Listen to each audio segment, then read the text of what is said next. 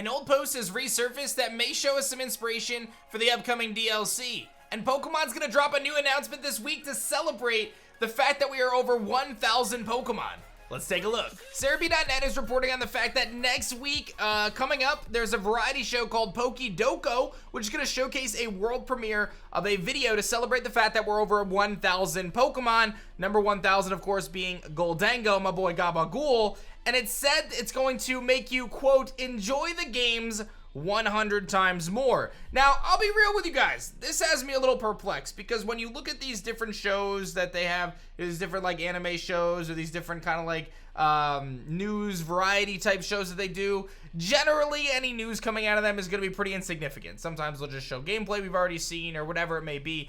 But for them to make the quote, enjoy the games 100 times more, makes me think that it's got to be something gameplay related, but I just don't know what that could be. Like, my first thought is there's going to be a dude showing up in like a Goldango suit and he's just going to like be on the talk show and that's going to be that. But I do feel like there may be something in game. So this might be something to watch out for. I wouldn't get your hopes too high, just being completely real. But stay tuned to the channel and I'll keep you guys posted if anything significant comes out of this over the coming days. From there, I do want to mention that this weekend is the San Diego Regional Championships for Scarlet and Violet. It's the first tournament that's taken place for the new format. And then actually next month, they're changing to allow the Paradox Pokemon, which is pretty cool. But during that stream, the manual sprite selector for team previews accidentally showed off Scarlet and Violet style menu sprites for Pokemon that are currently not in the games. Matt goes on to add that they probably have art for all 1008 species for the future, and this was simply just a mistake in showing these different sprites. This probably doesn't indicate anything moving forward, but it may be a hint towards some of the Pokemon that come in DLC, right? Like the Riddler has said many times that DLC is most certainly coming for Pokemon Scarlet and Violet. We believe it to be coming. These may be some Pokemon that show their faces. That's Dracovish, Kabuto, Garbodor, Vanillish, Volbeat, and Amora. Those are the Pokemon showcased in this little accidental post. Again, take this with a grain of salt. It doesn't necessarily mean anything significant, but it could be a hint towards some Pokemon coming out in the future. One thing to note is that, you know, a lot of these three of them are fossil Pokemon, and we don't have any fossil Pokemon in Scarlet and Violet, so that may be a way that they introduce them, some way to get all the fossil Pokemon or something like that. Some of them would actually be really cool in the context of the different weather that takes place, especially the Sword and Shield fossils. Those would be really good with the kind of the, you know, the functionality with weather and how important that is currently in competitive. So we'll wait and see. Again, don't take this too far, but it's worth mentioning. Again, Pokemon Home is going to come out, and then with Pokemon Home, we may see a handful of Pokemon like the Hisuian forms make a return. So we'll have to keep our eyes peeled on that. And the big one comes from Soul Silver Art, who put together this thread. They tagged me in it. I took a look. I thought it was actually really interesting, so I wanted to share it with you guys. But this idea is that there's this post that kind of resurfaced from 2021, right? So like a year and a half, 2 years ago, from August of 2021, where this person made this post talking about the next game, which ultimately we know to be is Scarlet and Violet, but this is, again, remember, this is way before Scarlet and Violet was even announced. The Atlas in Sword and Shield is the Gen 9 clue, but it's not Australia. It's going to loosely be based on Atlantis. Now, why is that statement profound, and why does that matter? Well, it just so happens that the code name for Pokemon Scarlet and Violet is apparently Atlantis, and that's what Soul Silver goes on to say. The datamine codename of the map and region of Paldea is actually Atlantis. Then they go on to say that this makes me actually think that Area Zero probably isn't a crater, but it's actually based on Atlantis. So they go on to say that 2 clues present in Legends Arceus, a message in a bottle on the beach, and a trident symbol in the professor's home. Legendary Pokemon are the Hands of Time duo. One represents clockwise, the other anti-clockwise or counterclockwise. They time travel between past, present, and future. Depending on the version, you'll either go back in time or forward in time to stop the legendary sinking the island when awakened. You'll have, quote, ancient and, quote, future forms of Pokemon. The Kanto starters get regional forms, and the island is a water paradise. So, obviously, a lot of this stuff is not significant, right? And again, we're taking this from way, way back, but there's some really interesting points here.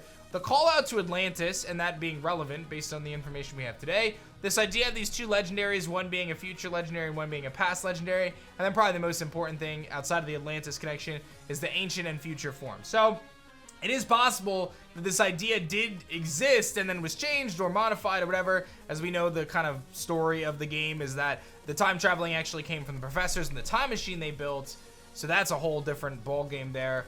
But this ancient and future forms is definitely hitting the nail right on the head. So the idea here is that the Area Zero in Pokemon Scarlet and Violet is actually loosely based off of this idea of Atlantis. Now, there's a lot of thoughts and kind of beliefs today that Atlantis was actually made up. It was a fictional idea from Plato, but there's still people who believe that it was real, and they believe that Atlantis exists, so much so that there's even been like expeditions to try to find remains of Atlantis, but it is thought to be a fictional kind of idea that was presented by Plato. So Soul Silver goes on to say that the big hint is its location. As hinted by Plato, it's believed to be off the Atlantic coast near Portugal and Spain, and naturally, since Plato was Greek, there's a big Greek connection to all this, and the code name of Scarlet and Violet just happens to be Titan, another Greek god's reference. So the code name of the whole game was Titan, and the code name of Paldea was Atlantis. So again, a lot of kind of ties to Greek mythology, Plato, ties to Atlantis, etc.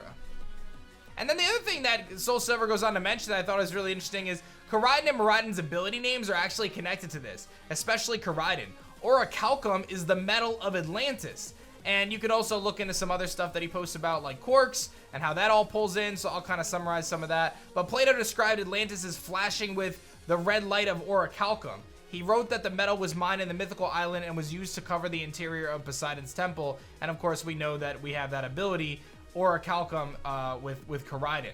And if you don't know what a quark is, I remember learning about quarks a long time ago, but it's a type of elementary particle and fundamental constitutive matter. They combine to form composite particles called hadrons, the most stable of which are protons and neutrons, the component of an atomic nuclei.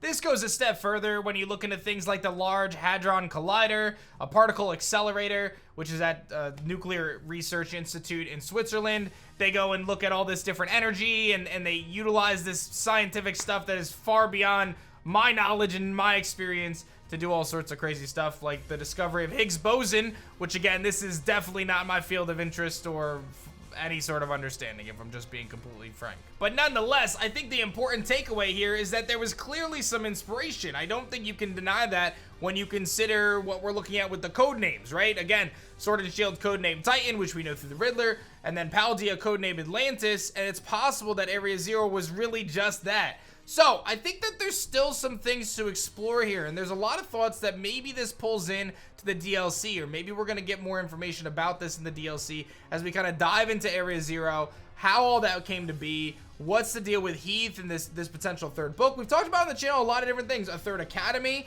the Manzana Academy. I mean, I think that there's still a lot to kind of peel back here, and what is one of the more kind of interesting and deep storylines that we've seen from the Pokemon franchise in Scarlet and Violet. And I think that now that we have this like proper time machine and like very clear functionalities of time travel introduced into the franchise through Legends Arceus, where you kind of just go back in time to basically with your iPhone, your Arceus phone to to build out Jubilife City. And now you've got this exact example here in Paldea where, clearly Pokemon are being time traveled from, both past and future to present day. It really opens up the potential. And then taking a step further, we've got a really interesting scenario going on with the anime where they're essentially rebooting the anime with new characters for the first time in over 25 years. So some really, really wild stuff happening in the Pokemon franchise, and it makes me wonder if we're legit heading towards a full-blown reboot in Generation 10. That would actually be nuts. And that actually brings me to the question today, like, would you guys be interested in a full-blown Pokemon reboot? What if they, like, totally said, hey, we're starting from scratch, dropped a brand new 150 Pokemon, some of them were, like, forms, right? But, like, generally speaking, it's, like, a whole new thing, and you just kind of start over. I don't know how I would feel, but Ash he's gone. He's gonna be gone. So who knows what's possible right now, but it's some wild stuff. Let me know your thoughts on everything, and I'll keep you guys posted on the update for the PokeDoko show coming up next week. Again, don't get your hopes too high, but we'll see if it's anything significant. The fact that they say you're gonna enjoy the games 100 times more makes me really intrigued, but I don't want to get too excited. Definitely check out this video right here if you enjoyed this one, and I'll see you guys in the next video.